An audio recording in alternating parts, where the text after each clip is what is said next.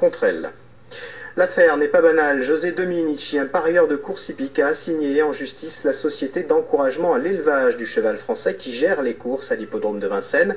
Il estime avoir été floué lors d'un quintet en janvier 2005. Le procès en appel se tenait cet après-midi à Paris. Le compte-rendu d'audience, Geneviève Roger et Philippe Maire. 11e chambre civile de la Cour d'appel de Paris. C'est ici qu'on jugeait cet après-midi ce qu'on est tenté d'appeler l'affaire Dominici-Corse. Petit rappel des faits. En janvier 2005, Dominici joue au karté dans une course de trot à Vincennes. En regardant la course, il voit le numéro 13, l'ami du soir, se mettre au galop. L'ami du soir aurait dû être disqualifié, mais il ne l'est pas. Alors José Dominici en appelle à la justice. Il est formel, il aurait dû gagner. Je revendique que justice soit faite, que donc mes 36 646, le gain auquel j'aurais dû prétendre gagner, quoi. S'ils avaient disqualifié le 13 l'ami d'un soir.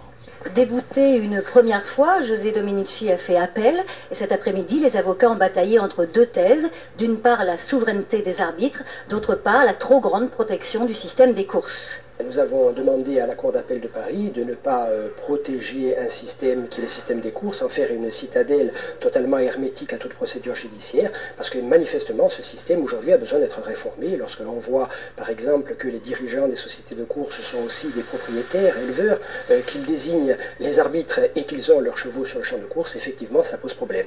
L'arbitre a un pouvoir d'appréciation qui doit rester souverain. Sinon, c'est toutes les compétitions qui pourraient être remises en cause après leur résultat.